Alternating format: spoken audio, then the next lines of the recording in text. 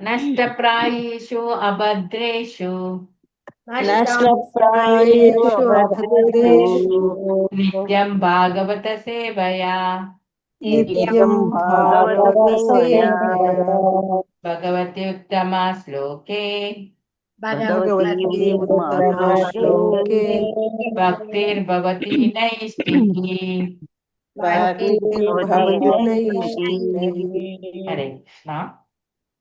हरे कृष्ण. ಎಲ್ಲರಿಗೂ ಈ ಭಾಗವತಂ ತರಗತಿಗೆ ಸ್ವಾಗತವನ್ನು ಕೋರುತ್ತಾ, ನನಗೆ ಈ ಅವಕಾಶವನ್ನು ಮಾಡಿಕೊಟ್ಟಂತಹ ರಾಧಾ ಗೋವಿಂದ ದೇವಸ್ಥಾನ ಮಂಗಳೂರು ಕುಲ ಇಲ್ಲಿ ಅಧ್ಯಕ್ಷರಾದ ನಾಮನಿಷ್ಠ ದಾಸ್ ಪ್ರಭುಗಳಿಗೆ ವಂದಿಸುತ್ತಾ, ಹಾಗೂ ನನ್ನ ಗುರುಗಳಿಗೂ ಕೂಡ ವಂದಿಸುತ್ತಾ, ಇಲ್ಲ ಪ್ರಭುಪಾದರಿಗೂ ಕೂಡ ನಾನು ನಿಮ್ಮೆಲ್ಲರ ಪರವಾಗಿ ಪ್ರಣಾಮಗಳನ್ನು ಸಲ್ಲಿಸುತ್ತಾ ಇಂದಿನ ತರಗತಿಯನ್ನು ಪ್ರಾರಂಭಿಸೋಣ. ಇದಕ್ಕೆ ನಿಜವಾಗಿಯೂ ನಾನು ಅರ್ಹಳಲ್ಲ, ಆದ್ರೂ ಕೂಡ ಪ್ರಭುಪಾದರು ನನ್ನ ಬೆನ್ನ ಹಿಂದೆ ಇದ್ದಾರೆ ಅಂತ ಹೇಳ್ಕೊಂಡು ನಾವು ಈ ತರಗತಿಯನ್ನು ಪ್ರಾರಂಭಿಸುವ ಮೊದಲು ಅಜ್ಞಾನತಿಮಿರಂಧಸ್ಯ ಜ್ಞಾನಂಜನಶಲಾಕಾಯ ಚಕ್ಷುರುನ್ಮಿಲಿತಂ ಯೇನ ತಸ್ಮೈ ಶ್ರೀ ಗುರುವೇ ನಮಃ. ಶ್ರೀ ಚೈತನ್ಯ ಮನೋಭೀಷ್ಟಂ ಸ್ಥಾಪಿತಂ ಯೇನ ಭೂತಲೆ ಸ್ವಯಂ ರೂಪ ಕದಾ ಮಹ್ಯಂ ದದಾತಿ ಸ್ವಪದಾಂತಿಕಂ. ವಂದೇಹಂ ಶ್ರೀಗುರು ಶ್ರೀಯುತ ಪದಕಮಲಂ ಶ್ರೀಗುರುನ್ ವೈಷ್ಣವಾಂಶ ಶ್ರೀರೂಪಂ ಸಾಗಜಾತಂ ಸಹಗಣ ರಘುನಾಥಾನ್ವಿತಂ ತಂ ಸಾಜೀವಂ ಸಾದ್ವೈತಂ ಸಾವಧೂತಂ ಪರಿಜನ ಸಹಿತಂ ಕೃಷ್ಣ ಚೈತನ್ಯ ದೇವಂ ಶ್ರೀರಾಧಾ ಕೃಷ್ಣ ಪಾದನ್ ಸಹಗಣ ಲಲಿತ ಶ್ರೀ ವಿಶಾಖಾನ್ವಿತಂ ಶಾ. हे कृष्णा करुणा सिंधु दीन बंधु जगतपते गोपेश गोपिका कांता राधा कांता नमोस्तुते. तप्त कांचना गौरांगे राधे वृंदावनेश्वरी वृषभानुसुते देवी प्रणमामि हरिप्रिये.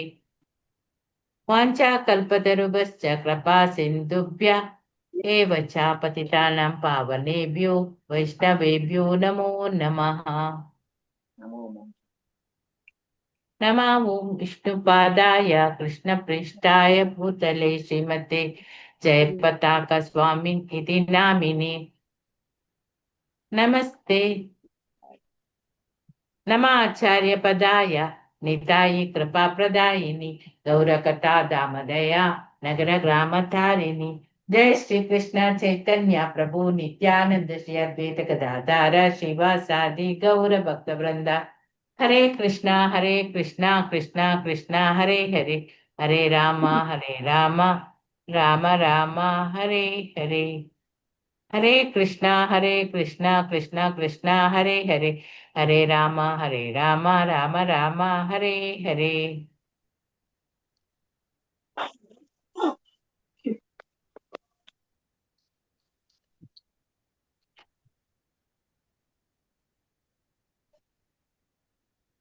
ಶ್ರೀಮದ್ ಭಾಗವತಂ ಸ್ಕಂದ 4 ಅಧ್ಯಾಯ 18 ಶ್ಲೋಕ 21.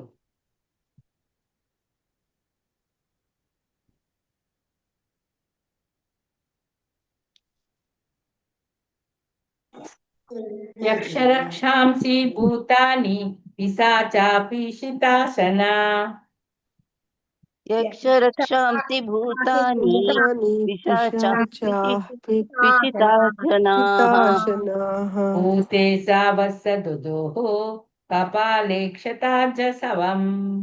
भूतेशावसदुः कपाले क्षतजसवम्. यक्षरक्षांसि भूतानि यक्षरक्षांसि भूतानि पिशाचापीशितासनाः. पिशाचापीशितासनाः भूते सावसदुदुः भूतेशावसदुः कपाले क्षताजासवम्. कपाले क्षतजसवम्. ओदि यक्षराक्षांसि भूतानि पिशाचापीशिताशनः भूतेशावस्तदुदुः कपाले शतश आसवम्. हरे कृष्ण माताजी. ಶ್ಲೋಕ 21. ಯಕ್ಷ ರಕ್ಷಾಂಸಿ ಭೂತಾನಿ ಪಿಶಾಚ ಪಿಶಿತಾಶನಾಃ ಭೂತೇಶ ವತ್ಸದುದುಃ ಕಪಾಲೆ ಕ್ಷತಜಾಸವಂ. ಹರೇ ಕೃಷ್ಣ ಮಾತಾಜಿ. ಶ್ಲೋಕ 21. ಯಕ್ಷ ರಕ್ಷಾಂಸಿ ಭೂತಾನಿ ಪಿಶಾಚ ಪಿಶಿತಾಶನಾಃ ಭೂತೇಶ ವತ್ಸಾದುದುಃ ಕಪಾಲೆ ಕ್ಷತಜಾಸವಂ. ಧನ್ಯವಾದಗಳು ಮಾತಾಜಿ. ಹರೇ ಕೃಷ್ಣ. ಹರೇ ಕೃಷ್ಣ ಮಾತಾಜಿ. ಯಕ್ಷ ರಕ್ಷಾಂಸಿ ಭೂತಾನಿ ಪಿಶಾಚಾಃ ಪಿಶಿತಾಶನಃ ಭೂತೇಶವತ್ಸಾದುದುಃ ಕಪಾಲೆ ಕ್ಷತಜಾಸವಂ. ಧನ್ಯವಾದ. ಹರೇ ಕೃಷ್ಣ. ಹರೇ ಕೃಷ್ಣ ಮಾತಾಜಿ. ಯಕ್ಷ ರಕ್ಷಾಂಸಿ ಭೂತಾನಿ ಪಿಶಾಚ ಪಿಶಿತಾಶನಃ ಭೂತೇಶ ವತ್ಸದುದುಃ ಕಪಾಲೆ ಕ್ಷತಜಾಸವಂ. ಧನ್ಯವಾದಗಳು ಮಾತಾಜಿ. ಹರೇ ಕೃಷ್ಣ ಮಾತಾಜಿ. ಶ್ಲೋಕ 21. ಯಕ್ಷ ರಕ್ಷಾಂಸಿ ಭೂತಾನಿ ಪಿಶಾಚ ಪಿಶಿತಾಶನಾಃ ಭೂತೇಶವತ್ಸಾದುದುಃ ಕಪಾಲೆ ಕ್ಷತಜಾಸವಂ. ಧನ್ಯವಾದಗಳು ಮಾತಾಜಿ. ಹರೇ ಕೃಷ್ಣ. ಹರೇ ಕೃಷ್ಣ ಮಾತಾಜಿ. ಓದಿ. ಯಕ್ಷ ರಕ್ಷಾಂಸಿ ಭೂತಾನಿ ಪಿಶಾಚ ಪಿಶಿತಾಶನಃ ಭೂತೇಶ ವತ್ಸಾದುದುಃ ಕಪಾಲೆ ಕ್ಷತಜಾಸವಂ. ಹರೇ ಕೃಷ್ಣ. ಹರೇ ಕೃಷ್ಣ ಮಾತಾಜಿ. ಯಕ್ಷ ರಕ್ಷಾಂಸಿ ಭೂತಾನಿ ಪಿಶಾಚ ಪಿಶಿತಾಶನಃ ಭೂತೇಶ ವತ್ಸದುದುಃ ಕಪಾಲೆ ಕ್ಷತಜಾಸವಂ. ಹರೇ ಕೃಷ್ಣ ಮಾತಾಜಿ. ಹರೇ ಕೃಷ್ಣ ಮಾತಾಜಿ. ಶ್ಲೋಕ 21. ಯಕ್ಷ ರಕ್ಷಾಂಸಿ ಭೂತಾನಿ ಪಿಶಾಚ ಪಿಶಿತಾಶನಃ ಭೂತೇಶ ವತ್ಸಾದುದುಃ ಕಪಾಲೆ ಕ್ಷತಜಾಸವಂ. ಯಕ್ಷ ರಕ್ಷಾಂಸಿ ಭೂತಾನಿ ಪಿಶಾಚ ಪಿಶಿತಾಶನಾಃ ಭೂತೇಶ ವತ್ಸದುದುಃ ಕಪಾಲೆ ಕ್ಷತಜಾಸವಂ. ಹರೇ ಕೃಷ್ಣ. ಹರೇ ಕೃಷ್ಣ ಮಾತಾಜಿ. ಯಕ್ಷ ರಕ್ಷಾಂಸಿ ಭೂತಾನಿ ಪಿಶಾಚ ಪಿಶಿತಾಶನಾಃ ಭೂತೇಶ ವತ್ಸದುದುಃ ಕಪಾಲೆ ಕ್ಷತಜಾಸವಂ. ಧನ್ಯವಾದಗಳು ಮಾತಾಜಿ. ಹರೇ ಕೃಷ್ಣ. ಹರೇ ಕೃಷ್ಣ ಮಾತಾಜಿ. ಯಕ್ಷ ರಕ್ಷಾಂಸಿ ಭೂತಾನಿ ಪಿಶಾಚ ಪಿಶಿತಾಶನಃ ಭೂತೇಶ ವತ್ಸಾದುದುಃ ಕಪಾಲೆ ಕ್ಷತಜಾಸವಂ. ಹರೇ ಕೃಷ್ಣ. ಹರೇ ಕೃಷ್ಣ ಮಾತಾಜಿ. ಯಕ್ಷ ರಕ್ಷಾಂಸಿ ಭೂತಾನಿ ಪಿಶಾಚಾಃ ಪಿಶಿತಾಶನಃ ಭೂತೇಶ ವತ್ಸದುದುಃ ಕಪಾಲೆ ಕ್ಷತಜಾಸವಂ. ಹರೇ ಕೃಷ್ಣ ಮಾತಾಜಿ. ಹರೇ ಕೃಷ್ಣ ಮಾತಾಜಿ. ಯಕ್ಷ ರಕ್ಷಾಂಸಿ ಭೂತಾನಿ ಪಿಶಾಚಃ ಪಿಶಿತಾಶನಃ ಭೂತೇಶ ವತ್ಸದುದುಃ ಕಪಾಲೆ ಕ್ಷತಜಾಸವಂ. ಹರೇ ಕೃಷ್ಣ ಮಾತಾಜಿ. ಆಯ್ತಾ?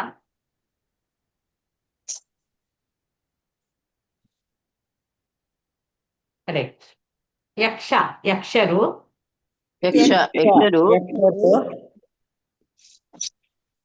ಕುಬೇರನ ಸಂತತಿಯವರು. ರಕ್ಷಾಂಸಿ ರಾಕ್ಷಸರು ಮಾಂಸಾಹಾರಿಗಳು.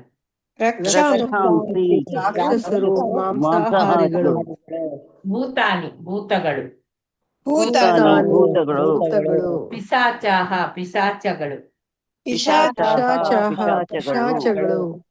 ಪಿಶಿತ ಆಸನಃ ಮಾಂಸಾಹಾರದ ಅಭ್ಯಾಸವುಳ್ಳ.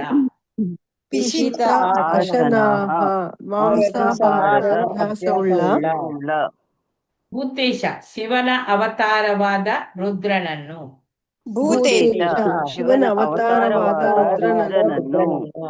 ವತ್ಸ ಕರುವನ್ನಾಗಿ ಮಾಡಿಕೊಂಡು. ದುದುಹು ಕರೆದರು. ಕಪಾಲೆ ತಲೆಬುರುಡೆಯಿಂದ, ಕಪಾಲೆ ತಲೆಬುರುಡೆಯಿಂದ ತಲೆಬುರುಡೆಯಿಂದ ಮಾಡಿದ ಪಾತ್ರೆಯಲ್ಲಿ, ಕಪಾಲೆ. ತಲೆಬುರುಡೆಯಿಂದ ಮಾಡಿದ ಪಾತ್ರೆಯಲ್ಲಿ, ಶತಜ ರಕ್ತವೆಂಬ, ಶತಜ ರಕ್ತವೆಂಬ, ಅಸವಂ ಮದ್ಯವನ್ನು, ಮದ್ಯವನ್ನು. ಅನುವಾದ ಭಾವಾರ್ಥ ಶೀಲ ಪ್ರಭುಪಾದರಿಂದ ಶೀಲ ಪ್ರಭುಪಾದರಿಗೆ ಜಯವಾದ. ಮಾಂಸ ತಿನ್ನುವ ಅಭ್ಯಾಸವುಳ್ಳ ಯಕ್ಷರು, ರಾಕ್ಷಸರು, ಭೂತ ಪಿಶಾಚಿಗಳು ಶಿವನ ಅವತಾರವಾದ ರುದ್ರ ಭೂತನಾಥನನ್ನು ಕರುವನ್ನಾಗಿ ಮಾಡಿಕೊಂಡು ರಕ್ತದಿಂದ ತಯಾರಿಸಿದ ಪಾನೀಯಗಳನ್ನು ತಲೆಬುರುಡೆಗಳಲ್ಲಿ ಕರೆದಿಟ್ಟುಕೊಂಡರು.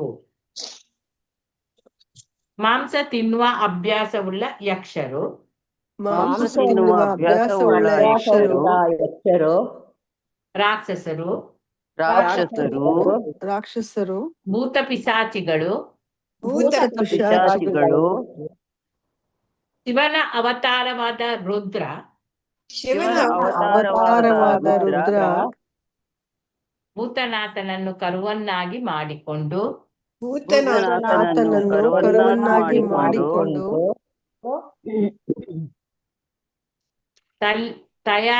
ರಕ್ತದಿಂದ ತಯಾರಿಸಿದ ಪಾನೀಯಗಳನ್ನು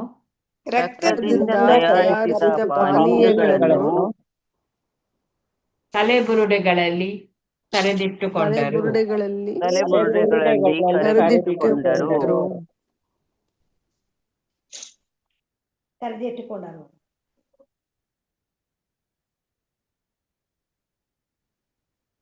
ಕಾಮಾಕ್ಷಿ ಕಿವಿ ಮಾತಾಜಿ, ಕಾಮಾಕ್ಷಿ ಮಾತಾಜಿ. ಹರೇ ಕೃಷ್ಣ ಮಾತಾಜಿ. ಓದಿ ಮಾತಾಜಿ ಬಾಬಾ. ಭಾವಾರ್ಥ ಪ್ರಭುಪಾದರಿಂದ ಪ್ರಭುಪಾದರಿಗೆ ಜಯವಾಗಲಿ. ಮಾನವರಂತೆ ಕಾಣಿಸಿದರೂ ಜೀವನ ಪರಿಸ್ಥಿತಿಗಳು ಆಹಾರಾದಿಗಳು ಜಿಗುಪ್ಸೆಯನ್ನು ಉಂಟು ಮಾಡುವಂತಹ ಕೆಲವು ಜೀವಿಗಳಿದ್ದಾರೆ. ಸಾಮಾನ್ಯವಾಗಿ ಅವರು ಮಾಂಸವನ್ನು ತಿನ್ನುತ್ತಾರೆ, ಹುಳಿ ಹಿಂಡಿದ ರಕ್ತವನ್ನು ಕುಡಿಯುತ್ತಾರೆ. ಅದನ್ನು ಈ ಶ್ಲೋಕದಲ್ಲಿ ಶತಜಾಸವಂ ಎಂದು ಹೇಳಿದೆ. ಹಾಗೆ ಕೆಳದರ್ಜೆಯಲ್ಲಿರುವವರಲ್ಲಿ ಮುಖ್ಯರಾದವರು ಯಕ್ಷರು, ರಾಕ್ಷಸರು, ಭೂತಗಳು ಮತ್ತು ಪಿಶಾಚಗಳು. ಇವರೆಲ್ಲರೂ ತಮೋಗುಣದಲ್ಲಿರುತ್ತಾರೆ. ಇವರು ರುದ್ರರ ಅಂಕೆಯಲ್ಲಿರುತ್ತಾರೆ. ರುದ್ರನು ಶಿವನ ಒಂದು ಅವತಾರ. ಅವನ ಭೌತಿಕ ಪ್ರಕೃತಿಯ ತಮೋಗುಣದ ಅಧಿಪತಿ. ಶಿವನ ಇನ್ನೊಂದು ಹೆಸರು ಭೂತನಾಥ, ಭೂತಗಳ ಒಡೆಯ. ಬ್ರಹ್ಮನು 4 ಕುಮಾರರ ಮೇಲೆ ಕೋಪಗೊಂಡಿದ್ದಾಗ ಅವನ 2 ಕಣ್ಣುಗಳ ಮಧ್ಯಭಾಗದಿಂದ ರುದ್ರನು ಜನಿಸಿದನು. ಹರೇ ಕೃಷ್ಣ ಮಾತಾಜಿ. ಹರೇ ಕೃಷ್ಣ. ಇಲ್ಲಿ ಮಾಂಸ ತಿನ್ನುವಂತಹ ಅಭ್ಯಾಸವುಳ್ಳವಂತಹ ಯಕ್ಷರು, ರಾಕ್ಷಸರು, ಭೂತ ಪಿಶಾಚಿಗಳು ಇವರೆಲ್ಲ ತಮಗುಣದ ಆ ಶಿವನ ಅವತಾರವಾದ ರುದ್ರ ಭೂತನಾಥೇಶ್ವರ, ಭೂತನಾಥನನ್ನು ಅವರು ಕರುವನ್ನಾಗಿ ಮಾಡಿಕೊಳ್ತಾರೆ. ರಕ್ತದಿಂದ ತಯಾರಿಸಿದ ಪಾನೀಯಗಳನ್ನು ಅವರೆಲ್ಲ ತಲೆಬುರುಡೆಗಳಲ್ಲಿ ಕರೆದಿಟ್ಟುಕೊಂಡರು.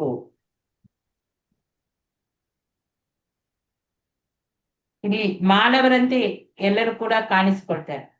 ಜೀವನ ಪರಿಸ್ಥಿತಿಗಳು, ಆಹಾರಾದಿಗಳು ಇದೆಲ್ಲ ಜಿಗುಪ್ಸೆಯನ್ನು ಉಂಟು ಮಾಡುವಂತಹ, ಒಬ್ಬೊಬ್ಬರ ಆಹಾರ ಒಂದೊಂದು ತರಹ ಇರ್ತದೆ. ಕೆಲವು ಆಹಾರಗಳು ನಮಗೆ ಜಿಗುಪ್ಸೆಯನ್ನು ಉಂಟು ಮಾಡುವಂತಹ ಆಹಾರಗಳು ಇರ್ತವೆ. ಅದು ಕೆಲವು ಜೀವಿಗಳು ಆ ರೀತಿಯಲ್ಲಿ ಇದ್ದಾರೆ. ಸಾಮಾನ್ಯವಾಗಿ ಅವರೆಲ್ಲ ಮಾಂಸವನ್ನು ತಿನ್ನುತ್ತಾರೆ, ಅಂದ್ರೆ ಹುಳಿ ಹಿಡಿದ ರಕ್ತವನ್ನು ಕುಡಿಯುತ್ತಾರೆ ಅಂತೇಳಿ ಅದನ್ನು ಇಲ್ಲಿ ಸತಜ ಅಸವಂ ಅಂದ್ರೆ ರಕ್ತವೆಂಬ ಆ ಪಾನೀಯ ದ್ರವ್ಯ, ಅದನ್ನು ಆ ರೀತಿ ಹೇಳಿ.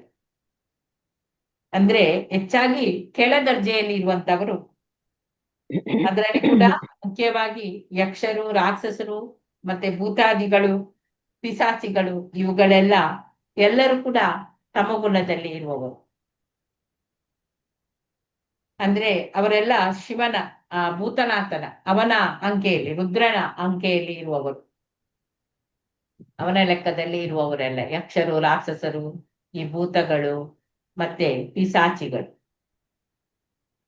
ಎಲ್ಲರೂ ಕೂಡ ತಮಗುಣದಲ್ಲಿ ಇದ್ದಾರೆ. ಆ ಭೂತ ಕೋಲ ಎಲ್ಲ ಮಾಡ್ತೇವಲ್ಲ, ಅದರಲ್ಲಿ ಅವರು ಕೂಡ ಅದು ತಮೋಗುಣದಲ್ಲೇ ಇರುವವರು. ಆದ್ರಿಂದ ಅಲ್ಲಿ ಮಾಂಸಾಹಾರ ಅದು ಇದೆಲ್ಲ ನಡೀತದೆ. ಹಾಗೆ ಇವರೆಲ್ಲ ಕೂಡ ಈ ಭೂತನಾಥನ ಅಂಕೆಯಲ್ಲಿ ಇದ್ದಾರೆ. ಆ ದೈವಕ್ಕೆ ಮಾಡುವಾಗ ಕೂಡ ಅವರು ಹೇಳ್ತಾರೆ ಇದೆಲ್ಲ ಶಿವಗಣಗಳು ಶಿವಗಣಗಳು ಅಂತ ಹೇಳ್ತಾರೆ ಇಲ್ಲಿ ಕೂಡ.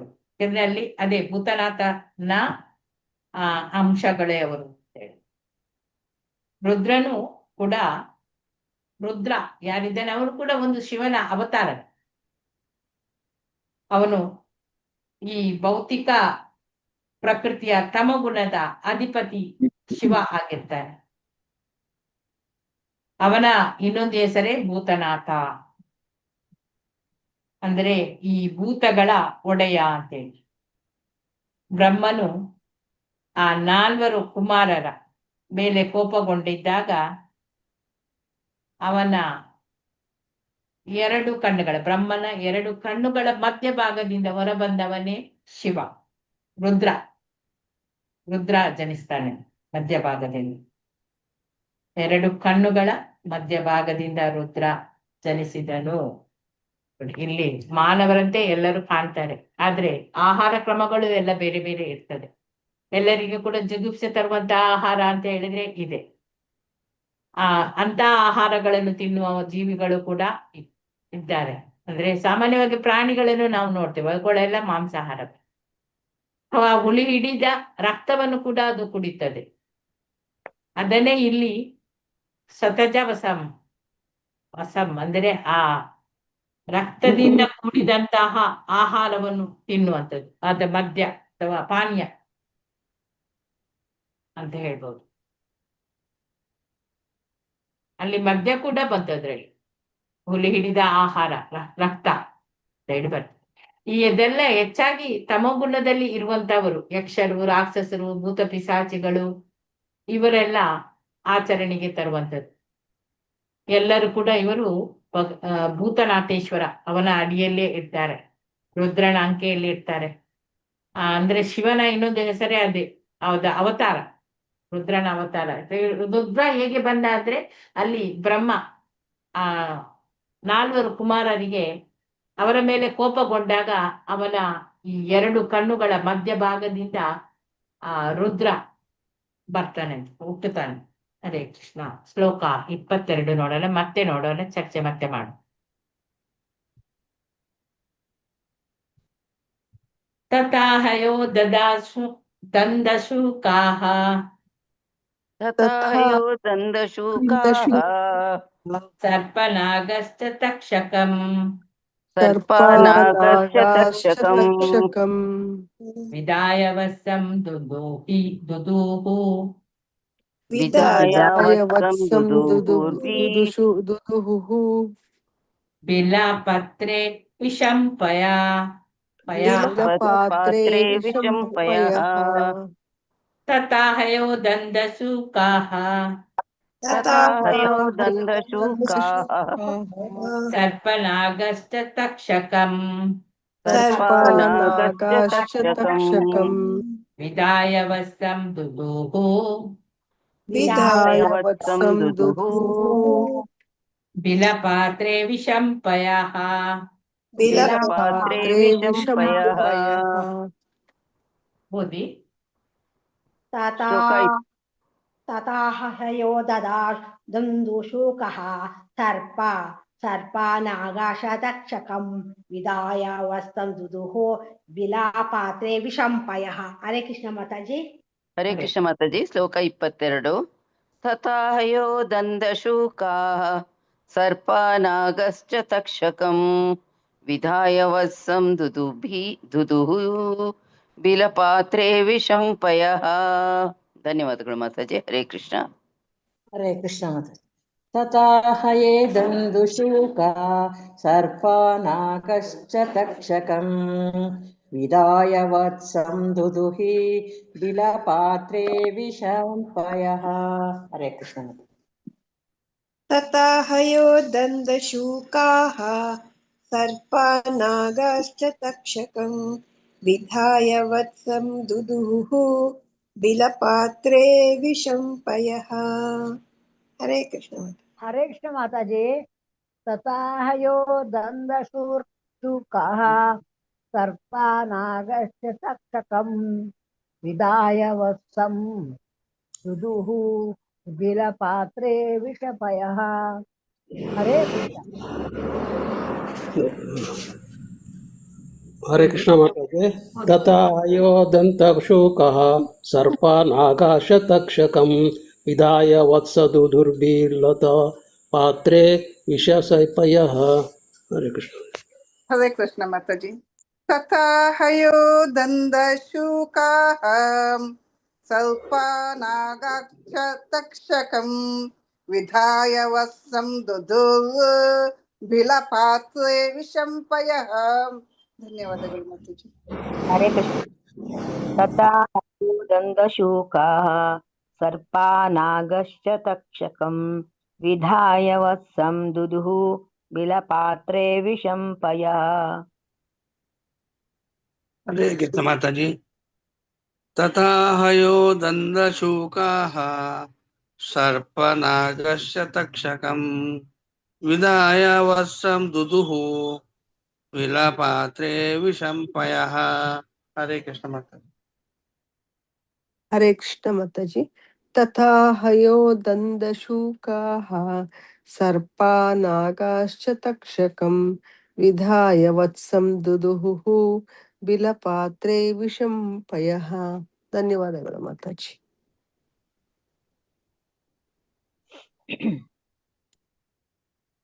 ಹರೇ ಕೃಷ್ಣ ಮಾತಾಜಿ. ಹರೇ ಕೃಷ್ಣ ಮಾತಾಜಿ. तथा हयो दन्दशूकः सर्पानागश्च तक्षकं विधाय वत्सं दुदुहुर्भिः पात्रे विषयाम्पयः. हरे कृष्ण।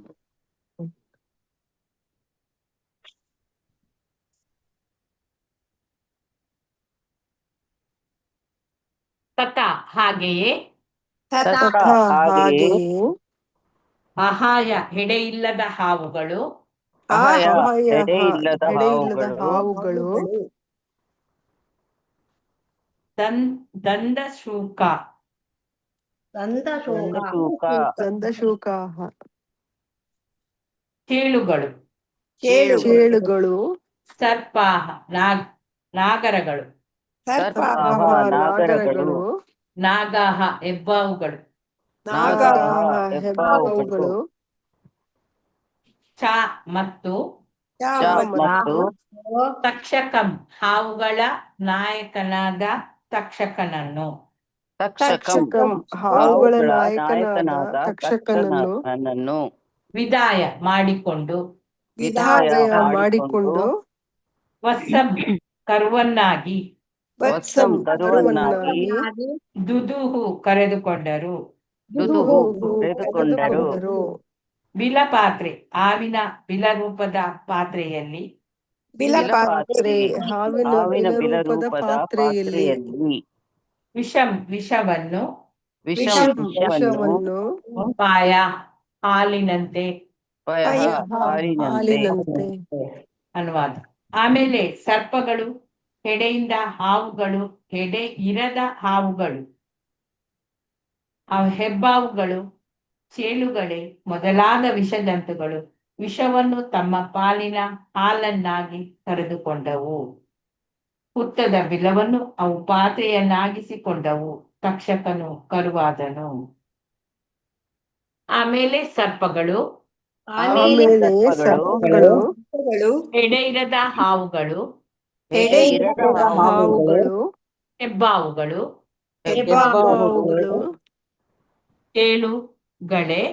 ಚೇಳುಗಳೇ ಮೊದಲಾದ ವಿಷಜಂತುಗಳು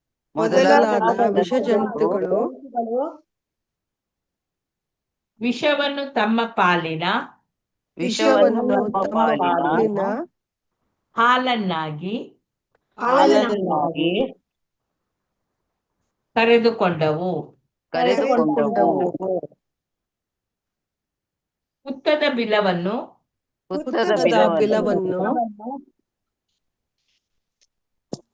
ಹಾಲನ್ನಾಗಿ ಕರೆದುಕೊಂಡವು. ಅಲ್ಲ, ಹುತ್ತದ ಬಿಲವನ್ನು ಅವು ಪಾತ್ರೆಯನ್ನಾಗಿಸಿಕೊಂಡವು. ಪಾತ್ರೆಯನ್ನಾಗಿಸಿಕೊಂಡವು. ತಕ್ಷಕನು ಕರುವಾದನು. ತಕ್ಷಕನು ಕರುವಾದನು.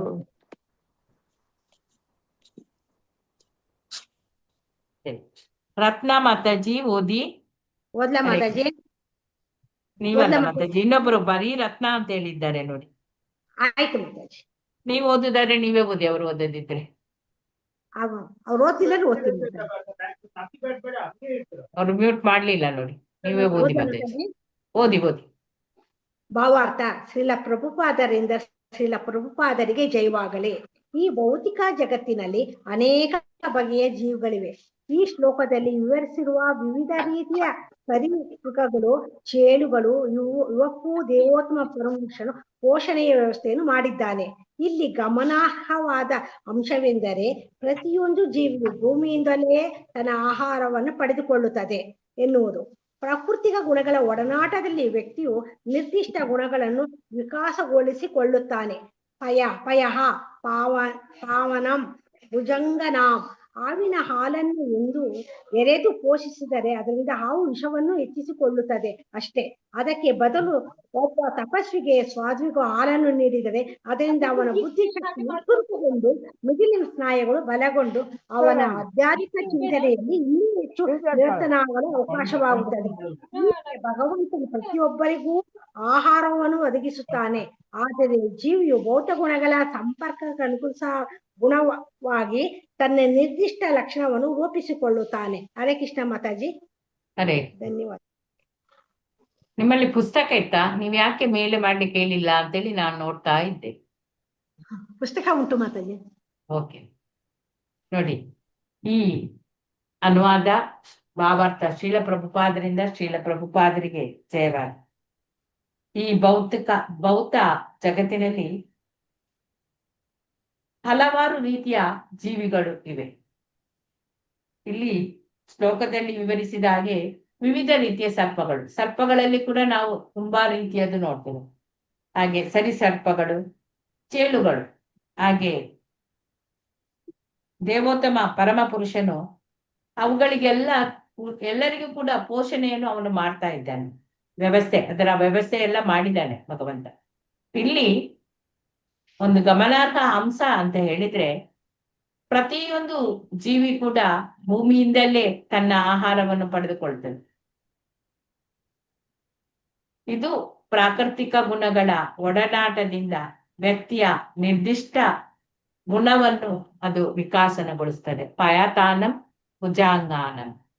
ಹಾವಿಗೆ ಹಾಲನ್ನು ಎರೆದು ಪೋಷಿಸಿದ್ರೆ ಅದರಿಂದ ಹಾವು ಆ ವಿಷವನ್ನು ಹೆಚ್ಚಿಸಿಕೊಳ್ತದೆ. ಅದಕ್ಕೆ ಬದಲು ಒಂದು ತಪಸ್ವಿಗೂ ಅಥವಾ ಯಾರ ಸಾಧ್ವಿಗೆ ಹಾಲನ್ನು ಕೊಟ್ರೆ ಅವನ ಬುದ್ಧಿಶಕ್ತಿ ಆದ್ರೂ ಸ್ವಲ್ಪ ಚುರುಕುಗೊಳ್ತದೆ. ಅವನ ಆ ಮೆದುಳಿನ ಸ್ನಾಯುಗಳೆಲ್ಲ ಬಲಗೊಳ್ತವೆ. ಆಧ್ಯಾತ್ಮಿಕ ಚಿಂತನೆಯಲ್ಲಿ ಅವನು ಇನ್ನೂ ಹೆಚ್ಚು ನಿರತನಾಗ್ಲಿಕ್ಕೆ ಅವಕಾಶ ಸಿಗ್ತದೆ ಅವನಿಗೆ. ಹಾವಿಗೆ ಹಾಲೆರೆದ್ರೆ ವಿಷ ಹೆಚ್ಚಾಗ್ತದೆ. ಅದನ್ನು ಸಾಧ್ವಿಗೂ ಅಥವಾ ಯಾವ್ದಾದ್ರು ಒಂದು ತಪಸ್ವಿಗೂ ಅವನಿಗೆ ಕೊಟ್ರೆ ಅವನ ಮೆದುಳಾದ್ರೂ ಸ್ವಲ್ಪ ಕೆಲಸ ಮಾಡ್ಬೋದು.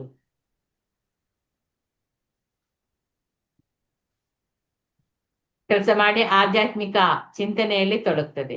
ಭಗವಂತ ಪ್ರತಿಯೊಬ್ಬನಿಗೂ ಆಹಾರವನ್ನು ಒದಗಿಸಿದ್ದಾನೆ. ಎಲ್ಲಾ ಜೀವಿಗಳಿಗೆ ಆಯಾಯ ತರದ ಆಹಾರಗಳನ್ನು ಭಗವಂತ ಮೊದಲೇ ಎಲ್ಲವನ್ನು ಅಲ್ಲಿ ಒದಗಿಸಿಟ್ಟಿದ್ದಾನೆ.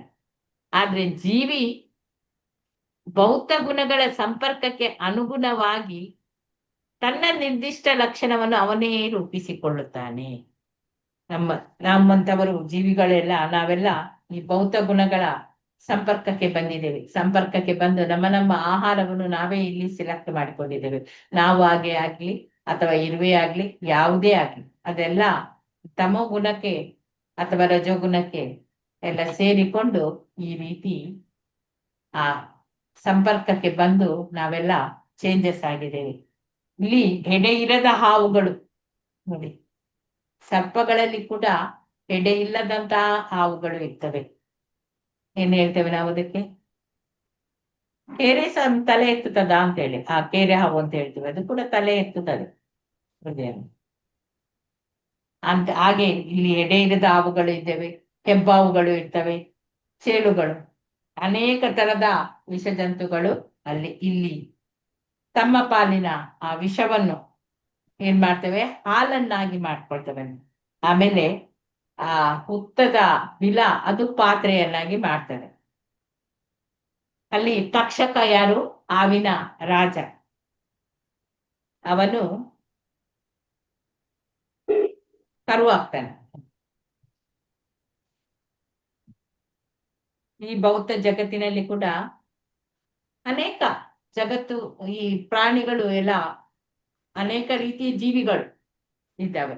ಅವುಗಳಲ್ಲಿ ಇರುವೆ ಕೂಡ ಬಂತು, ಅಲ್ಲಿ ಹಾವು ಬಂತು, ಚೇಳು ಬಂತು, ಇನ್ನು ಯಾವುದು ಸೊಳ್ಳೆಯಿಂದ ಹಿಡಿದು ಎಲ್ಲವೂ ಬಂದರೆ ನಾವು ಬಂದು ಸೇರಿದೆವು. ಎಲ್ಲರಿಗೂ ಭಗವಂತ ಅವರವರಿಗೆ ಅನುಕೂಲವಾಗುವಂತೆ ಅವರವರಿಗೆ ಯಾವ ಆಹಾರ ಉಂಟು ಅದನ್ನೆಲ್ಲ ಮೊದಲೇ ತಯಾರಿಸಿಟ್ಟಿದ್ದಾನೆ. ಆದ್ರೆ ಇಲ್ಲಿ ಭೂಮಿಗೆ ಬಂದಾಗ ಈ ತಮಗುಣ ರಜೋಗುಣಕ್ಕೆ ಅಂಟಿಕೊಂಡು ಏನೇನೋ ಎಲ್ಲ ಆಹಾರವನ್ನು ಸೇವಿಸ್ತಾನೆ, ಪಡೆದುಕೊಳ್ತಾರೆ. ಅಂದ್ರೆ ಪ್ರಾಕೃತಿಕ ಗುಣಗಳ ಒಡನಾಟದಿಂದಾಗಿ ವ್ಯಕ್ತಿ ಅವನದೇ ಆದ ಒಂದು ಗುಣವನ್ನು ಅವನು ವಿಕಾಸಗೊಳಿಸ್ತಾ ಇದ್ದಾನೆ.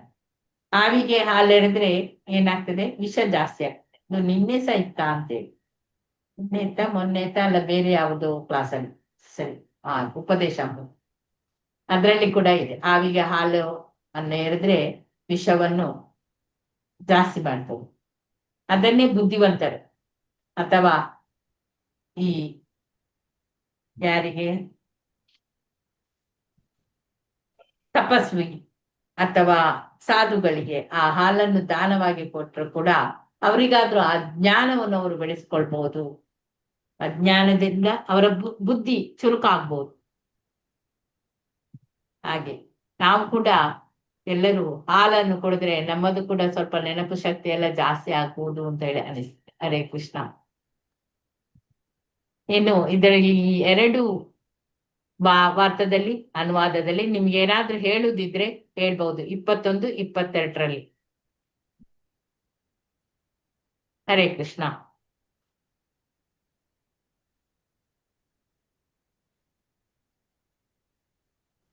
ನೋಡಿ ಅಲ್ಲಿ ಫಸ್ಟ್ 15ನೇ ಶ್ಲೋಕದಲ್ಲಿ ಎಲ್ಲ ದೇವತೆಗಳು ಸೇರಿ ಇಂದ್ರನನ್ನು ಕರುವನ್ನಾಗಿ ಮಾಡಿಕೊಂಡು ಭೂಮಿಯಿಂದ ಅವರು ಸೋಮರಸವೆಂಬ ಅಮೃತವನ್ನು ಕರೆದುಕೊಳ್ತಾರೆ. ಹಾಗೆ ಅವರದು ಮನೋಬಲ, ದೇಹಬಲ, ಅದೆಲ್ಲ ಇಂದ್ರಿಯ ಬಲ, ಅದೆಲ್ಲ ಶಕ್ತಿಯುತ ಆಯ್ತು. ಹಾಗೆ 16ನೇ ಶ್ಲೋಕದಲ್ಲಿ ಆ ದೈತ್ಯರು, ದಾನವರು, ಅಸುರ ವಂಶದಲ್ಲಿ ಹುಟ್ಟಿದ ಪ್ರಹ್ಲಾದ ಮಹಾರಾಜನನ್ನು ಅವರು ಕರುವನ್ನಾಗಿ ಮಾಡ್ತಾರೆ. ಕಬ್ಬಿಣದ ಪಾತ್ರದ ಬಗೆ ಬಗೆಯಾದ ಮದ್ಯಗಳನ್ನು ಅದನ್ನೆಲ್ಲ ಅವರು ಕರೆದುಕೊಳ್ತಾರೆ. ಇನ್ನು 17ನೇ ಶ್ಲೋಕದಲ್ಲಿ ಏನ್ ಮಾಡ್ತಾರೆ? ಗಂಧರ್ವ ಲೋಕದವರು, ಅವರು ಅಪ್ಸರ ಲೋಕದವರು, ಗಂಧರ್ವ ಲೋಕದವರು, ಅವರು ವಿಶ್ವವಸ್ವನ್ನೇ ಕರುವನ್ನಾಗಿ ಮಾಡಿಕೊಳ್ತಾರೆ. ತಾವರೆ ಹೂವನ್ನ ಪಾತ್ರೆಯಾಗಿ ಮಾಡಿ ಹಾಲು ಕರೆದುಕೊಳ್ತಾರೆ. ಇದರಿಂದ ಅವರಲ್ಲಿ ಆ ಹಾಲು ಕುಡಿದು ಅವರು ಮಧುರವಾದ ಗಾಯನ ಅಂತಹ ಕಲೆಯನ್ನೆಲ್ಲ ಮಾಡ್ತಾರೆ. ಹಾಗೆ 18ನೇ ಇದರಲ್ಲಿ ಪಿತೃಲೋಕದ ನಿವಾಸಿಗಳು ಆರ್ಯಮನನ್ನು ಅವರು ಕರುವನ್ನಾಗಿ ಮಾಡಿಕೊಳ್ತಾರೆ. ಹಸಿ ಮಣ್ಣಿನ ಮಡಕೆಯಿಂದ ಅಪಾರ ಶ್ರದ್ಧೆಯಿಂದ ಆ ಪಿತೃಗಳಿಗೆ ಅರ್ಪಿಸಿದ ಅನ್ನವನ್ನು ಅವರು ಕರೆದುಕೊಳ್ತಾರೆ. ಹಾಗೆ ನಮ್ಗೆ 19ನೇ ಶ್ಲೋಕದಲ್ಲಿ ಏನ್ ಹೇಳಿದ್ದಾರೆ? ಸಿದ್ಧರು, ವಿದ್ಯಾಧರರು ಅವರು ಆ ಕಪಿಲ ಮಹರ್ಷಿಯನ್ನೇ ಕರುವನ್ನಾಗಿ ಮಾಡಿಕೊಳ್ತಾರೆ. ಆಕಾಶವನ್ನೇ ಪಾತ್ರೆಯನ್ನಾಗಿ ಮಾಡ್ಕೊಳ್ತಾರೆ. ಅಲ್ಲಿ ಅವರು ಸಿದ್ಧಿ, ಅನಿಮಾ ಯೋಗ ಸಿದ್ಧಿಗಳನ್ನು ಅವರು ಮಾಡ್ಕೊಳ್ತಾರೆ. ಅಂದ್ರೆ ಗಗನದಲ್ಲಿ ಹಾರುವಂತಹ ಕಲೆಯನ್ನು ಕೂಡ ಮಾಡಿಕೊಳ್ತೀವಿ. ಈಗ ಕೂಡ ನಾವು ಅನಿಮಾ ಸಿದ್ಧಿಯನ್ನು ಮಾಡಿಕೊಂಡು ವಿಮಾನ ಇಲ್ಲದೆ ಪ್ರಯಾಣ ಮಾಡಬಹುದು. ಯಾಕಂದ್ರೆ ಪ್ರಯಾಣ ಮಾಡಬಹುದು ಅಂತ ಹೇಳಿ ಅನಿಸ್ತದೆ ಅಲ್ಲವಾ? ಟಿಕೆಟ್ ಇಲ್ಲ, ಯಾವುದೂ ಇಲ್ಲ, ಯುದ್ಧ ಇನ್ನು ಸ್ಟಾಪ್ ಆಗ್ಲಿಲ್ಲ, ಅಲ್ಲಿ ಎಲ್ಲರೂ ಕೂಡ ಕಾದಾಡ್ತಾ ಇದ್ದಾರೆ. ಹಾಗೇನ್ ಮಾಡುದು? ಟಿಕೆಟ್ ಇಲ್ಲ, ಏನ್ ಮಾಡುದು? ಈ ಸಿದ್ಧಿ ಗೊತ್ತಿದ್ರೆ ಈಗ ಅದ್ರ ಹಾರಿಕೊಂಡು ಬರ್ಬೋದಿತ್ತು ಅಂತ ಅನಿಸ್ತದೆ ಅಲ್ಲವಾ? ಹೌದು ಮಾತಾಜಿ. ಚೈತನ್ಯ ನವೀನ್ ಮಾತಾಜಿ ಅನಿಸುತ್ತಾ? ಉಷಾ ಭಟ್ ಮಾತಾಜಿ. ಮಾತಾಜಿ. ಹರೇ ಕೃಷ್ಣ ಮಾತಾಜಿ. ಹರೇ ಕೃಷ್ಣ. ಹಾಗೆ ಇಲ್ಲಿ ಮಯನೆಂಬ ರಾಕ್ಷಸ, ಅವನು ಕೂಡ ಕರುವನ್ನಾಗಿ ಮಾಡಿಕೊಂಡು ವಿವಿಧವಾದ ಮಾಯಾಶಕ್ತಿಗಳಿಂದ ಕರೆದುಕೊಳ್ತಾನೆ. ಮತ್ತೆ ಒಬ್ಬರ ಕಣ್ಣಿಗೆ ಇನ್ನೊಬ್ಬರ ಕಣ್ಣಿಗೆ ಕಾಣದಂತಹ ಆ ಸ್ಥಿತಿ ಅಲ್ಲಿ ಅಂತರ್ಧಾನನಾಗ್ತಾನೆ. ಅಂದ್ರೆ ಅವನು ಯಾವ ವೇಷವನ್ನು ಕೂಡ ಹಾಕ್ಬೋದು. ಅದಕ್ಕೆ ಏನು ಆ ಸಿದ್ಧಿಗೆ ಇಚ್ಛೆ ಬಂದ ಹಾಗೆ ಆಗೋದಕ್ಕೆ ಇಶಿತ ಸಿದ್ಧಿಯನ್ನು ಅವನು ಮಾಡ್ತಾನೆ. ಹಾಗೆ 21ರಲ್ಲಿ ನಾವು ಏನ್ ಮಾಡಿದ್ವಿ, ಇಲ್ಲಿ ಮಾಂಸ ತಿನ್ನುವಂತಹ ಯಕ್ಷರು, ರಾಕ್ಷಸರು, ಭೂತ ಪಿಶಾಚಿಗಳು ಇವರೆಲ್ಲ ಶಿವನ ಅವತಾರ ರುದ್ರ ಭೂತನಾಥೇಶ್ವರ. ಅವನನ್ನೇ ಕರುವನ್ನಾಗಿ ಮಾಡ್ತಾರೆ. ಅವನ ಆ ತಲೆ ಬುರುಡೆ ಅದನ್ನು ಪಾತ್ರೆಯನ್ನಾಗಿ ಮಾಡಿಕೊಳ್ತಾರೆ. ಅಂತಹ ರಕ್ತದಿಂದ ತಯಾರಿಸಿದ ಅಂತಹ ಪಾನೀಯಗಳು, ತಮ್ಮ ಗುಣದಲ್ಲಿ ಅದು ತುಂಬಿರಬಹುದು, ಅಂತಹ ಪಾನೀಯಗಳನ್ನು ಅವರು ತಲೆ ಬುರುಡೆಗಳಲ್ಲಿ ಸೇಕರಿಸಿರ್ತಾರೆ. ಇಲ್ಲಿ 22ನೇ ಶ್ಲೋಕದಲ್ಲಿ ಸರ್ಪಗಳ ರಾಜ ಯಾರು, ತಕ್ಷಕ, ಅವನು ಕರುವನ್ನಾಗಿ ಮಾಡಿಕೊಳ್ತಾರೆ. ಮತ್ತೆ ಆ ವಿಷಜಂತುಗಳ ಎಲ್ಲಾ ವಿಷಗಳನ್ನು ಹಾಲನ್ನಾಗಿ ಪರಿವರ್ತಿಸಿಕೊಳ್ತಾರೆ ಅವರು. ಹರೇ ಕೃಷ್ಣ. ಏನಾದ್ರೂ ಹೇಳುದಿದ್ರೆ ಹೇಳಿ. ಹರೇ ಕೃಷ್ಣ. ಹೇಳಿ ಪ್ರಭುಜಿ. ಹರೇ ಕೃಷ್ಣ ಮಾತಾಜಿ, ಇದು ಈ ಆಹಾರದ ವಿಷಯದಲ್ಲಿ ಒಂದು ಚಿಕ್ಕ ವಿಚಾರ ಇದೆ. ಏನಂತಂದ್ರೆ, ನಾವು ಏನು ಆಹಾರ ಸೇವಿಸ್ತಾ ಇದೀವಿ ಅದು ಆಹಾರ ಅನ್ನೋದಕ್ಕೆ ಅದು ನಾವು ತಿಂದ ಮೇಲೆ ಅದಕ್ಕೆ 3 ಭಾಗ ಆಗುತ್ತೆ ಅಂತ ಹೇಳಿ ಒಂದು ಇದೆ, ಲೆಕ್ಕಾಚಾರ ಇದೆ. ಅದರಲ್ಲಿ ಏನು ಅಂದ್ರೆ 60ರಿಂದ 65% ಅದು ನಮ್ಮ ದೇಹಕ್ಕೆ ಬೇಕಾಗಿರಲ್ಲಂತೆ. ಅದು ಬೇಕಾಗಿಲ್ಲ ಅಂತಂದ್ರೆ ಅದು ಬರೀ ಸ್ಟ್ರಕ್ಚರ್ ಅಲ್ಲಿ ಇರ್ತದೆ. ಹಾಗಾಗಿ ಅದಕ್ಕೆ ಏನ್ ಮಾಡ್ತೀವಿ ಅಂತಂದ್ರೆ ಅದು 24 ಗಂಟೆನಲ್ಲಿ ಅದು ಡೈಜೆಸ್ಟ್ ಸಿಸ್ಟಮ್ ಹೊರಗಡೆ ಹೊರಟೋಗ್ಬಿಡುತ್ತೆ. ಹಾಗಾಗಿ ಅಂದ್ರೆ ಎಲ್ಲ ಅವ್ರದ್ದು ಜೀರ್ಣಾಂಗ ಚೆನ್ನಾಗಿದ್ರೆ 24 ಅವರ್ಸ್ ಅಲ್ಲಿ ಹೊರಗಡೆ ಹೊರಟೋಗ್ಬಿಡ್ತದೆ. ಅಂದ್ರೆ ಒಂದು ಪೋರ್ಷನ್ ಅಂದ್ರೆ 60% ಆಲ್ಮೋಸ್ಟ್. ಆಮೇಲೆ ಅಲ್ಲಿಂದ ಇನ್ನೊಂದು ಒಂದು ಅಪ್ರಾಕ್ಸಿಮೇಟ್ ಲೆಕ್ಕಾಚಾರ ಪ್ರಕಾರ 39% ಆಹಾರ ಅದು ಸಪ್ತ ಧಾತುಗಳು ಅಂತೇಳಿ ನಮ್ಮ ಶರೀರದಲ್ಲಿ ಬೆಳವಣಿಗೆಗೆ ಬೇಕಾಗಿರ್ತದೆ. ಅಂದ್ರೆ ಈ ನಮ್ಮ ಮಾಡರ್ನ್ ಸೈನ್ಸ್ ಅಲ್ಲಿ ಕಾರ್ಬೋಹೈಡ್ರೇಟ್, ವಿಟಮಿನ್ಸ್, ಮಿನರಲ್ಸ್, ಇದು ಪ್ರೋಟೀನು ಮತ್ತೆ ಫ್ಯಾಟ್ ಅಂತ ಹೇಳಿ ಇದು 5 ಐಟಮ್ ಇದೆ. ಇದೇನಾಗುತ್ತೆ ಅಂದ್ರೆ ನಮ್ಮಲ್ಲಿ ರಕ್ತ, ಮಾಂಸ, ಆಮೇಲೆ ಚರ್ಮ ಇದೆಲ್ಲ ಸಪ್ತ ಧಾತುಗಳು ಅಂತ ಹೇಳಿ ಆಯುರ್ವೇದ ಅಲ್ಲಿಗೆ ಹೊರಟೋಗ್ತದೆ. ಅದು ಆಗೋದಕ್ಕೆ ಸುಮಾರಾಗಿ 15 ದಿವಸ ಆಗುತ್ತಂತೆ, 2 ವೀಕ್ಸ್ ಆಗ್ತದಂತೆ. ಅದು ಕೆಲವು ಸಲ 7 ಡೇಸ್ ಅಲ್ಲಿ ಅದು ಎಲ್ಲ ಅಲ್ಲಲ್ಲಿಗೆ ಎಲ್ಲೆಲ್ಲಿಗೆ ಹೋಗ್ಬೇಕು ಅಲ್ಲಿಗೆ ಹೋಗ್ತದೆ. ಸಾರ, ಆಹಾರದ ಸಾರ. ಆದ್ರೆ ಅದ್ರಲ್ಲಿರೋ 1% ಏನು ಆಗಿರೋದಿಲ್ಲ. ಅದು ತುಂಬಾ ಮುಖ್ಯ. ಅದು ಒಟ್ಟು 45 ದಿವಸಕ್ಕೆ ಆ ವ್ಯಕ್ತಿಯ ಮನಸ್ಸಾಗುತ್ತೆ, ಮನಸ್ಸು. ಈಗ ನಾವು ನಮ್ಮ ಹತ್ರ ಏನ್ ಮನಸ್ಸಿದೆಯೋ ಅದು ನಮ್ಮ ಆಹಾರದಿಂದ ಆಗಿದೆ. ಸೊ ಹಾಗಾಗಿ ಅಲ್ಲಿ ಎಷ್ಟೋ ಕಡೆ ಬರ್ತಾ ಇದೆ, ನೀವು ಏನು ಆಹಾರವನ್ನ ಸ್ವೀಕರಿಸ್ತಾ ಇದ್ದೀರೋ ಅದನ್ನ ನೀವು ದಯವಿಟ್ಟು ಕುರಿತು ಸಂಪೂರ್ಣವಾಗಿ ಯೋಚನೆ ಮಾಡಿ. ನಮ್ಮ ಕೃಷ್ಣ ಭಕ್ತಿ ಬಂದ್ಮೇಲೆ ಅದು ನೈವೇದ್ಯ ಆಗಿರ್ಬೇಕು. ಕೃಷ್ಣನಿಗೆ ನೈವೇದ್ಯ ಆಗುವಂತ ಆಹಾರ ಮಾತ್ರ ಉಪಯೋಗಿಸಬೇಕು. ಆದ್ರೆ ಏನಾಗ್ತದೆ, ಇವತ್ತಿನ ದಿವಸದಲ್ಲಿ ಅವರು ಎಲ್ಲಾ ಸಾಮಾನ್ಯವಾಗಿ ಹೊರಗಡೆ ತಿನ್ನೋದಾಯ್ತು. ಆಮೇಲೆ ಇದ್ದವರೇ ಮಾತಿದ್ರೆ ಸ್ವಿಗ್ಗಿ ಟೊಕ್ಕಿ ಅಂತೇಳಿ ಒಂದು ಆಪ್ ಅಲ್ಲಿ ಟಕ್ ಅಂತ ಹೇಳಿ ಮಕ್ಕಳುಗಳು ಏನಕ್ಕೋ ಒಂದು ಆರ್ಡರ್ ಮಾಡ್ಬಿಡ್ತಾರೆ, ಇನ್ಯಾರ ಮನೇಲಿ ಮಾಡ್ಬಿಡ್ತಾರೆ, ಎಲ್ಲ ಮಾಡ್ಬಿಡ್ತಾರೆ. ಸೊ ಇದ್ರಲ್ಲಿ ಏನಾಗ್ತದೆ ಅಂತಂದ್ರೆ ಆ ಏನು ಆಹಾರಗಳು ಈ ಕಮರ್ಷಿಯಲ್ ಫುಡ್ ಅಂತ ಹೇಳ್ತೀವಿ ಅದು ಏನಿದೆ ಅದನ್ನ ಅವ್ರು ತಯಾರು ಮಾಡುವಾಗ 2 ಕ್ರೈಟೀರಿಯಾ ಇರ್ತದೆ. ಒಂದು, ಅದು ಟೇಸ್ಟ್ ಆಗಿರ್ಬೇಕು ಅಷ್ಟೇ. ಆಮೇಲೆ ಇನ್ನೊಂದು ಏನು ಅಂತಂದ್ರೆ ಅವ್ರು ಮಾಡುವಂತ ವ್ಯಕ್ತಿಯ ಮನಸ್ಸು ಹೇಗಿರುತ್ತೆ ಅಂತ ನಮ್ಗೆ ಗೊತ್ತಿಲ್ಲ. ಅದು ಯಾಕಂದ್ರೆ ಮನೆಯಲ್ಲಿ ಮಾಡೋ ಆಹಾರಕ್ಕೂ ಹೊರಗಡೆ ಮಾಡೋ ವ್ಯತ್ಯಾಸ ಅಂದ್ರೆ, ಮನೆಯಲ್ಲಿ ಮಾಡುವಂತ ವ್ಯಕ್ತಿ ಅಮ್ಮನೋ ಇಲ್ಲ ಅಜ್ಜಿನೋ ತಾಯಿನೋ ಯಾರೋ ಅವ್ರಿಗೆ ಮನಸ್ಸು ನಮ್ಮ ಈ ಆಹಾರವನ್ನು ತಿಂದು ಎಲ್ಲರಿಗೂ ಆರೋಗ್ಯವಾಗ್ಲಿ ಅಂತ ಇರ್ತದೆ. ಸೊ ಒಂದ್ ವೇಳೆ ಆಹಾರ ಮಾಡುವಂತ ವ್ಯಕ್ತಿಗೆ 1 ವರ್ಷ ಕಾಯಿಲೆ ಬಂದಿತ್ತು, ಅಥವಾ ತನ್ನಲ್ಲಿ ಚಿಂತೆ ಇತ್ತು, ಇನ್ನೇನೋ ಒಂದು ಯೋಚನೆ ಇತ್ತು, ಅಥವಾ ಏನಾದ್ರು ಒಂದು ಈ ಇದು ಅಂಟು ಜಾಟಿಗಳಿತ್ತು, ಇವೆಲ್ಲ ಏನಿದ್ರು ಅದನ್ನ ಅದು ಇದಕ್ಕೆ ಮಾಡೋ ಆಹಾರಕ್ಕೆ ಟ್ರಾನ್ಸ್ಲೇಟ್ ಆಗಿ ಅದು ನಮ್ಮ ಮನಸ್ಸಿನಲ್ಲಿ ಪರಿಣಾಮ ಆಗುತ್ತೆ. ಅಂದ್ರೆ 40 ದಿವಸಗಳಾದ ನಂತರ. ಅದೇ ರೀತಿಯಾಗಿ ಅವ್ರು ಮಾಡುವಂತ ಪದಾರ್ಥಗಳ ಕ್ಲೀನ್ಲಿನೆಸ್ ಯಾರಿಗೂ ಗೊತ್ತಿರೋಲ್ಲ. ಯಾಕಂದ್ರೆ ಅಲ್ಲಿ ಟೇಸ್ಟ್ ಚೆನ್ನಾಗಿರುತ್ತೆ ಅಂತ ಹೇಳ್ತಾರೆ, ಬಂದು ಅವ್ರು ಮಾಡ್ಬಿಡ್ತಾರೆ, ಆಗುತ್ತೆ ತಂದು ಕೊಟ್ಬಿಡ್ತಾರೆ. ಸೊ ಇವೆಲ್ಲ ಇರೋದ್ರಿಂದ ನಾವೇನಾದ್ರು ಕೃಷ್ಣ ಭಕ್ತರಾಗಿದ್ರೆ ನಾವೇ ಸ್ವಂತವಾಗಿ ಆಹಾರ ತಯಾರು ಮಾಡಿ, ಅದು ಸ್ನಾನ ಮಾಡಿದ್ಮೇಲೆ ಆಹಾರ ತಯಾರು ಮಾಡ್ಬೇಕು ಅಂತ ಒಂದು ಪ್ರಭುಪಾದರು ಕೂಡ ಹೇಳ್ಕೊಟ್ಟಿದ್ದಾರೆ. ಹಾಗಾಗಿ ಅದನ್ನೆಲ್ಲ ಮಾಡಿ ನಾವು ನಮ್ಮ ಸ್ವಂತ ಆಹಾರ ನಾವು ಆಹಾರ ಸೇವಿಸ್ಬೇಕೇವನ, ಕೃಷ್ಣ ಭಕ್ತಿನ, ಕೃಷ್ಣ ನೈವೇದ್ಯ ಸೇವಿಸ್ಬೇಕೇವನ. ಆಗ ನಮ್ಮ ಮನಸ್ಸಿನಲ್ಲಿ ಸತ್ವಗುಣ ಮತ್ತೆ ಕೃಷ್ಣನ ಭಕ್ತಿ, ಮುಖ್ಯವಾಗಿ ಚರಣ ಸ್ಮರಣೆ ಅಂತೇಳಿ, ಚರಣ ಸ್ಮರಣೆ ಇದೆಲ್ಲ ನೋಡ್ಬಿಟ್ಟು ನಮ್ಗೆ ಚರಣ ಸ್ಮರಣೆ ಕೊಡಿಸಿದಾಗ ಚರಣ ಸ್ಮರಣೆ ನನಗೆ ಕೊಡಿಸೋ ಅಂತೇಳಿ ದಾಸರು ಕೇಳಿದ್ದಾರೆ. ಅದು ಅಲ್ಟಿಮೇಟ್. ಅದನ್ನು ಕೊಡಿಸೋದ್ರಿಂದ ಏನಾಗುತ್ತೆ, ನಮಗೆ ಎಲ್ಲಾ ವಿಧ ಸತ್ಸಂಗ, ಜ್ಞಾನ, ಅನುಸಂಧಾನ ಅಲ್ಲಿ ನಮಗೆ ಅದು ನಾವು ಆಹಾರ ತಿನ್ನೋದು ಶರೀರಕ್ಕೋಸ್ಕರ. ಶರೀರ ಅನ್ನೋದು ಯಹ ತತ್ವ ಅಂದ್ರೆ ಪಂಚಭೂತ ತತ್ವ. ಅದು ಅದಾದ್ಮೇಲೆ ಪರತತ್ವ ಅಂತ ಹೇಳಿ ಆತ್ಮ ಇದೆ, ಆಮೇಲೆ ಪರಾತ್ಪರ ತತ್ವ ಅಂತ ಹೇಳಿ ಭಗವಂತ ಇದ್ದಾನೆ. ಸೊ ಈ 2 ತತ್ವಗಳನ್ನ ಕೈಬಿಟ್ಟು ಬರೀ ಶರೀರಕ್ಕೆ ನಾವು ಬೇಕಾಗಿದೆ, ನಾಲ್ಗೆ ಚೆನ್ನಾಗಿದೆ ಅಂತ ಹೇಳಿ ಯಾರು ರುಚಿನಲ್ಲಿ ಸಿಗಾಕೊಂಡಿದ್ದಾರೆ ಅವರು ಆರೋಗ್ಯವನ್ನು ಕೆಡಿಸ್ಕೊಳ್ಳೋ ಚಾನ್ಸಸ್ ಇರ್ತದೆ. ಹಾಗಾಗಿ ನಾವು ಕೃಷ್ಣ ಮುಕ್ತರಾಗಿದ್ದು ಈ ವಿಷಯವನ್ನ ಎಲ್ಲರಿಗೂ ಆದಷ್ಟು ತಿಳಿಸ್ಬೇಕಾಗಿ ವಿನಂತಿ. ನಮಸ್ಕಾರ. ಸರಿ, ಧನ್ಯವಾದಗಳು ಪ್ರಭುಜಿ. ಶಕುಂತಳ ಮಾತಾಜಿ ಏನಾದ್ರೂ ಹೇಳುದಿದೆಯಾ? Redmi note. ಇಲ್ಲ ಮಾತಾಜಿ. ನಾನು ಕೇಳಿಸ್ಕೊಳ್ಳಿಲ್ಲ. ಹರೇ ಕೃಷ್ಣ. ಇನ್ನು ಬೇರೆ ಏನಾದ್ರು? ಪ್ರೇಮರಾಘವ ಮಾತಾಜಿ ಏನಾದ್ರೂ ಹೇಳುವುದಿದೆಯಾ? ಲಲಿತಾ ಮಾತಾಜಿ, ಗೀತಾ ಗಮ್ಯ ಮಾತಾಜಿ.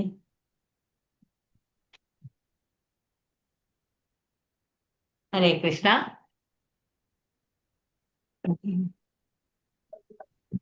ಅಲ್ಲಿ 4 ಕುಮಾರರಿಗೆ ಸಿಟ್ಟು ಬರ್ತದೆ ಅಲ್ವಾ, ಅದು ಬ್ರಹ್ಮ ಸಿಟ್ಟು ಮಾಡ್ತಾನಲ್ವಾ, ಯಾಕಂದ್ರೆ ಅವರಿಗೆ ಪ್ರಜಾ ಉತ್ಪತ್ತಿ ಮಾಡ್ಲಿಕ್ಕೆ ಹೇಳ್ತಾರೆ ಕುಮಾರರ ಹೌದು. ಹತ್ರ. ಆಗ ಅವರು ಒಪ್ಪುದಿಲ್ಲ ನಾವು ಅದಕ್ಕೆ ಪ್ರಜಾ ಸಿಟ್ಟು ಬರುದು. ಉತ್ಪತ್ತಿ ಮಾಡ್ಲಿಕ್ಕೆ. ಆಗ ಅವರಿಗೆ ಕೋಪ ಬರುವಂತದ್ದು. ಆ ಕೋಪದಲ್ಲಿ ಹುಬ್ಬು ಹೀಗೆ ಗಂಟಿಕ್ತಾರಲ್ಲ, 2 ಹುಬ್ಬಿನ ನಡುವೆ, ಕಣ್ಣುಗಳ ನಡುವೆ ಅಂತ ಹೇಳಿದಾರಲ್ಲ, ಅಲ್ಲಿ ಕೋಪದಿಂದ ರುದ್ರ ಬರುವಂತದ್ದು ರುದ್ರಾವತಾರದಲ್ಲಿ. ಅದು ಕೂಡ ಭಗವಂತನ ಒಂದು ಅವತಾರವೇ ರುದ್ರಾವತಾರ, ತಮೋಗುಣ. ಆ ತಮೋಗುಣದಿಂದಲೇ ಅವನು ಆ ರುದ್ರನಿಂದಲೇ ಅವನೇನ್ ಮಾಡ್ತಾನಂದ್ರೆ ಪ್ರಕೃತಿಗೆ, ಅಂದ್ರೆ ದುರ್ಗಾ ಮಾತೆಗೆ ಗರ್ಭೀಕರಿಸುವಂತಹದ್ದು. ಭಗವಂತ ರುದ್ರಾವತಾರದಲ್ಲಿ ಬಂದಾಗ ಅಲ್ಲಿ ಆ ಪ್ರಕೃತಿಗೆ ಬೀಜವನ್ನು ಗರ್ಭಧಾರಣೆ ಮಾಡುವಂತಹದ್ದು. ಹಾಗೆ ನಮ್ಗೆ ಶಿವ ಮತ್ತೆ ಪಾರ್ವತಿ ತಂದೆ ತಾಯಿ ಆಗುವಂತದ್ದು ಹಾಗೆ ಆ ತರದ. ಹರೇ ಕೃಷ್ಣ. ಹರೇ ಹರೇ ಕೃಷ್ಣ. ಮಾತಾಜಿ, ಹಾ. ಇಲ್ಲಿ ರುದ್ರ ಹುಟ್ಟಿದ್ದು ಬ್ರಹ್ಮನ ಹಣೆಯಿಂದ ಅಂತ ಹೇಳ್ತಾರಲ್ಲ, ಆದ್ರೆ ಬೇರೆ ಇದ್ರಲ್ಲಿ ಮೊದಲು ಬಂದಿದೆ, ದಕ್ಷ ಯಜ್ಞ ಮಾಡುವಾಗ ಶಿವ ಕಳಿಸಿದ್ದು ರುದ್ರವನ್ನು ಉಂಟು ಮಾಡಿ ದಕ್ಷರನ್ನು ಕೊಲ್ಲಿಕ್ಕೆ ಕಳಿಸ್ ಶಿವ ಅವರನ್ನು ಹುಟ್ಟಿಸಿದ್ದು, ಹಾಗೆ ಹೇಳಿದೆ ಅಲ್ವಾ? ಹರೇ ಕೃಷ್ಣ ಮಾತಾಜಿ. ವೀರಭದ್ರ, ಅದು ವೀರಭದ್ರ ಮಾತಾಜಿ. ಅದು ವೀರಭದ್ರ ಕಳಿಸುದು ಇವ್ರೆ, ಯಾರು ತನ್ನ ಶಿವನೇ. ಶಿಷ್ಯರಿಂದ ದ್ರೌಪದಿ ಅಲ್ಲ, ಪಾರ್ವತಿ ಮಾತಾಜಿಯನ್ನು ಅವರು ಇದ್ ಮಾಡ್ತಾರಲ್ಲ, ಪಾರ್ವತಿ ದೇವಿ. ದಕ್ಷರಾಜ. ಹೌದೌದು. ಹೌದೌದು, ದಕ್ಷ ಯಜ್ಞದಲ್ಲಿ ಅವರು ಆ ಬೆಂಕಿಯಲ್ಲಿ ಆಹುತಿ ಆಗ್ತಾರೆ. ಅಂದ್ರೆ ತಾನೇ ಬೆಂಕಿ ಉತ್ಪತ್ತಿ ಮಾಡಿ ಪಾರ್ವತಿ ದೇವಿ ಇದಾಗ್ತಾರೆ, ಹೌದೌದು. ತನ್ನನ್ನೇ ದಹಿಸ್ಕೊಳ್ತಾರೆ. ಆಗ ಶಿವನಿಗೆ ಕಷ್ಟ ಆಗ್ತದೆ, ಸಿಟ್ಟು ಬರ್ತದೆ. ಆಗ ಅವರು ತನ್ನ ಕೂದಲನ್ನು ಇದ್ ಮಾಡ್ಕೊಂಡು ಇವರು ಇದ್ ಮಾಡ್ತಾರೆ, ಯಾವುದು ವೀರಭದ್ರನನ್ನು. ಹೌದು, ವೀರಭದ್ರನನ್ನು ಸೃಷ್ಟಿ ಮಾಡ್ತಾರೆ. ಅವರು ವೀರಭದ್ರ ರುದ್ರ ವೀರಭದ್ರನನ್ನು ಸೃಷ್ಟಿ ಮಾಡುದು. ವೀರಭದ್ರನು ಒಂದು ಅಂಶ ಶಿವ. ಆಮೇಲೆ ಅಲ್ಲಿ ಅವರು ಹೋಗಿ ದಕ್ಷಂದು ಎಲ್ಲಾ ಯಾರೆಲ್ಲ ಇರ್ತಾರೆ ಗಣಗಳು, ದಕ್ಷಿಣ ಗಣಗಳೆಲ್ಲ ಇರ್ತಾರೆ, ಅವರ ಹತ್ರ ಎಲ್ಲ ಇದ್ ಮಾಡ್ಕೊಂಡು ಅಲ್ಲಿ ಎಲ್ಲ ಯಜ್ಞವನ್ನೆಲ್ಲ ಹಾಳು ಮಾಡಿ ಮತ್ತೆ ಲಾಸ್ಟಿಗೆ ದಕ್ಷನ ತಲೆ ಕಡ್ದು. ಅದು ಗೊತ್ತಿದೆ. ಅದು ರುದ್ರ, ಇದು ರುದ್ರ, ಅದು ವೀರಭದ್ರ ಅಷ್ಟೇ. ಹೌದು, ಕಾಯಲಭೈರೇಶ್ವರ ಎಲ್ಲ ಅವ್ರ ಅಂಶನೇ ಮಾತಾಜಿ, ಶಿವನ ಅಂಶನೇ. ಮತ್ತೆ ಇನ್ನೊಂದು ವಿಷಯ ಏನಂದ್ರೆ, ಇದು ನಾನ್ ವೆಜ್ ಮತ್ತೆ ವೆಜ್ ಅಂತ ಉಂಟಲ್ಲ ಮಾತಾಜಿ. ಹೌದೌದು. ಅದು ನಾನ್ ವೆಜ್ ಯಾರು ತಿಂತಾರೆ ನೋಡಿ, ಅಂದ್ರೆ ಮಾಂಸಾಹಾರ ಯಾರು ತಿಂತಾರೆ ಅವರಿಗೆ ಎಲ್ಲಾ ತರದ ಒಂದು ಇದಿರ್ತದೆ, ಶಾಪ ಇರ್ತದೆ. ಅವರು ಎಷ್ಟು ಜನ ಅದನ್ನು ಯೂಸ್ ಮಾಡ್ತಾ ಇದ್ದಾರೆ ಅಂದ್ರೆ, ಎಷ್ಟು ಜನ ಅದರಲ್ಲಿ ಕೈ ಹಾಕಿರ್ತಾರೆ ನೋಡಿ, ಅವರದೆಲ್ಲ ಪಾಪ ಅವರಿಗೆ ಬರ್ತದೆ, ತಿನ್ನುವವರಿಗೆ ಸಹ. ಈಗ ಕಡಿಯುವವನಿಗೆ, ಮಾರುವವನಿಗೆ, ಮತ್ತೆ ಬೆಳೆಸ್ತಾರೆ ನೋಡಿ ಅದಕ್ಕೆ ಅಂತ ಹೇಳಿ, ಮಾಂಸಕ್ಕೆ ಅಂತ ಬೆಳೆಸ್ತಾರೆ ನೋಡಿ ಪ್ರಾಣಿಗಳನ್ನು, ಆಡಾಗ್ಲಿ ದನ ಆಗ್ಲಿ ಏನೇ ಆಗ್ಲಿ, ಅವರಿಗೆ ಅದು ಕೂಡ ಬರ್ತದೆ. ಭಾಗವತಮಲ್ಲಿ ಒಂದ್ ಕಡೆ ಬರ್ತದೆ ಅದು. ಆಮೇಲೆ ಅಂದ್ರೆ ಅವರು ಬೆಳೆಸುವವರು ಮತ್ತೆ ಏನು ಎಲ್ಲ ಮಾಡ್ತಾರೆ, ಕಡಿತಾರೆ, ಅದು ಇದೆಲ್ಲ ಮಾಡ್ತಾರೆ, ಅವರದ್ದೆಲ್ಲ ಪಾಪ ಈ ತಿಂದವರಿಗೆ ಬರ್ತದೆ ಅಂತ ಹೇಳಿ. ತಿಂದವರಿಗೂ ಬರ್ತದೆ. ಅವ್ರು ತಿಳ್ಕೊಂಡಾರೆ ನಾವು ತಿಂತೇವೆ ಅಂತ ಹೇಳ್ಕೊಂಡು, ಆದ್ರೆ ತಿನ್ನುವವರಿಗೆ ಅವರದೆಲ್ಲ ಸೇರಿ ಇವರಿಗೆ ಬರ್ತದೆ. ಆದ್ರೆ ಕಡಿಯುವವರಿಗೆ, ಮಾರುವವರಿಗೆ, ಮತ್ತೆ ಅದೆಲ್ಲ ಡೀಲ್ ಮಾಡ್ತಾರೆ, ಅದೆಲ್ಲ ಯಾರು ಮಧ್ಯದಲ್ಲಿ ಮಧ್ಯವರ್ತಿಗಳೇ ಆಗಿರ್ತಾರೆ ನೋಡಿ, ಏಜೆಂಟ್ಗಳಾಗಿರ್ತಾರೆ, ಅವರಿಗೆಲ್ಲ ಆ ತಿನ್ನುವವರಿಗೆ ಬರ್ತದೆ ಅದು. ಇದು ಏನು ಪಾಪ ಮತ್ತೆ ಅದರದ್ದು ಕರ್ಮ. ಮತ್ತೆ ಇನ್ನೊಂದು, ಅದು ಪ್ರಭುಜಿ ಹೇಳಿದ್ರು ಆಲ್ರೆಡಿ, ಮಾಂಸ ತಿನ್ನುವುದಕ್ಕೂ ತರಕಾರಿ ತಿನ್ನುವುದಕ್ಕೂ ಎಷ್ಟು ಡಿಫರೆನ್ಸ್ ಇದೆ ಅಂತ, ಅದು ಜೀರ್ಣಕ್ರಿಯೆಯಲ್ಲಿ. ಅಂದ್ರೆ ಅದು 24 hours ಎಬೋ 4 days ಕೂಡ ನಮ್ಮ ಅದು ಮಾಂಸದ ಆ ಒಂದು ಇದಿರ್ತದಲ್ಲ, ಜೀರ್ಣ ಆಗುದಿಲ್ಲ. ಹೌದು, ಅದರದ್ದು ಇದು ಉಂಟಲ್ಲ, ಅದು ರಕ್ತದಲ್ಲಿ ಹಾಗೆ ಇರ್ತದೆ 4 ದಿನದಿಂದ 7 ದಿನದವರೆಗೆ. ಅದು ರಕ್ತದಿಂದ ಜೀರ್ಣ ಆಗಿ ಹೊರಗೆ ಬರ್ಬೇಕಾದ್ರೆ ಅದಕ್ಕೆ 7 ದಿನ ಬೇಕು. ಇಲ್ಲಾಂದ್ರೆ ಅದು ಕೆಲವು ಸಲ ಅದು ಫ್ಯಾಟಿ ಆಸಿಡ್ ಅಂತ ಹೇಳ್ಕೊಂಡು, ಇಲ್ಲಾಂದ್ರೆ ಕೊಲೆಸ್ಟ್ರಾಲ್ ಆಗಿ ಅದು ಉತ್ಪತ್ತಿಯಾಗಿ ಮನುಷ್ಯನಿಗೆ ಪ್ರಾಬ್ಲಮ್ ಬರ್ತದೆ. ಆಮೇಲೆ ಅಲ್ಲಿ ಏನಾಗ್ತದೆ ಅಂತ ಹೇಳಿದ್ರೆ, ಅವರಿಗೆ ಬೇರೆ ಬೇರೆ ಕಾಯಿಲೆಗಳು ಬರ್ತದೆ ಇವರಿಗೆ, ತರಕಾರಿ ಇವರು ಮಾಂಸ ತಿನ್ನುವವರಿಗೆ.